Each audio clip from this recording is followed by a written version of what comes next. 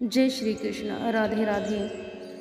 श्री कृष्ण जी की जन्माष्टमी के पीछे की क्या कहानी है आज हम आपके साथ शेयर करेंगे। आ गए हैं तो लाइक एंड शेयर जरूर करना है। द्वापर युग में जब पृथ्वी पाप और अत्याचारों के भार से दबने लगी तो पृथ्वी गाय का रूप बनाकर सृष्टिकर्ता विधाता ब्रह्मा जी के पास आ गई। सभी देवता ब्रह्मा जी के पास गए और ब्रह्मा जी को पृथ्वी की दुकान कथा सुनाई।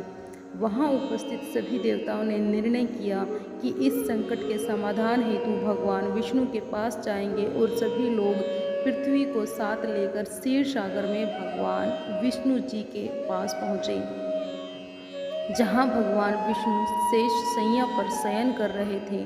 वहाँ जाकर सभी देवतागण भगवान विष्णु की स्तुति करने लगे।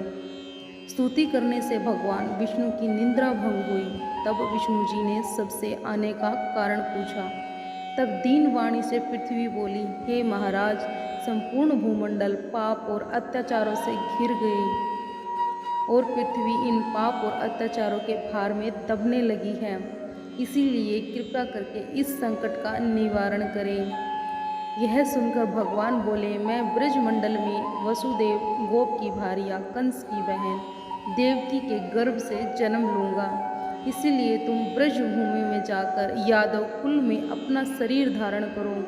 इतना कहकर भगवान विष्णु अंतर्धन हो गए और देवता तथा पृथ्वी ब्रजभूमि में आकर यादव कुल के नंद यशोदा तथा गोपियों के रूप में पैदा हुए। इसके बाद कुछ दिन ऐसे व्यतीत हो गए। वसुदेव नवविवाहित देवकी और साले कंस के साथ गोकुल में जा रहे थे। तभी अचानक भविष्यवाणी हुई कि हे कंस, जिसको तू अपनी बहन समझकर अपने साथ लेकर जा रहा है, उसी के गर्भ से 8वां पुत्र होगा जो तेरी मृत्यु का कारण बनेगा। इतना सुनते ही कंस तलवार उठाकर देवकी को मारने के लिए दौड़ा।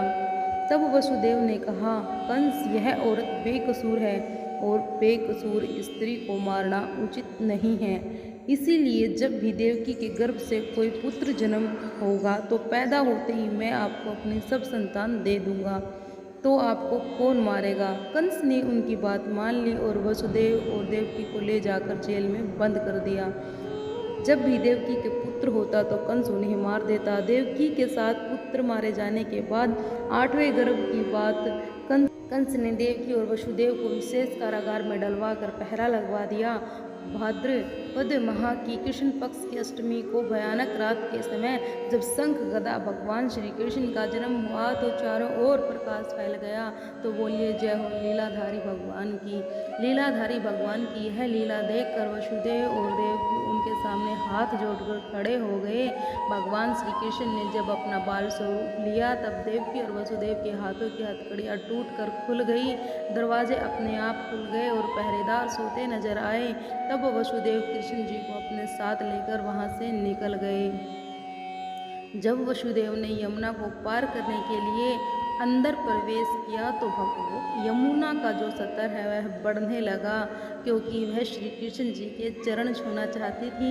कमल को छूने को लालायित यमुना कृष्ण द्वारा पैर लटका देने पर भगवान के चरण कमलों को स्पर्श कर उतर गई, वह बिल्कुल घट गई। वसुदेव यमुना पार कर गोकुल धाम पहुँच गए।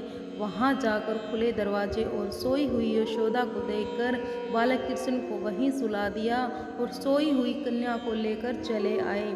जब वसुदेव वापस कारागार में पहुँचे तो अपने आप उनको बेड़ियाँ लग गई, दरवाजे बंद हो गए। दरवाजे बंद होने के बाद वहाँ सोए हुए पहरेदार भी जाग गए। हथकड़ियाँ लगने के बाद कन्या रोने लगी। तब जगे हुए पहरेदारों ने कन्या का रुदन सुनकर तुरंत कंस के पास जाकर खबर भेज दी कि देवकी का 8वां पुत्र जन्म ले चुका है। यह सुनकर कंस तुरंत दौड़ा हुआ आया। जब कंस ने कन्या को हाथ में लेकर पत्थर पर पटकना चाहा तो कन्या हाथ से छूटकर आकाश में उड़ गई और साक्षात देवी के रूप में प्रकट होकर बोली, हे कंस, तुम्हें मारने वाले तो गोकुल में पहले ही पैदा हो चुका है।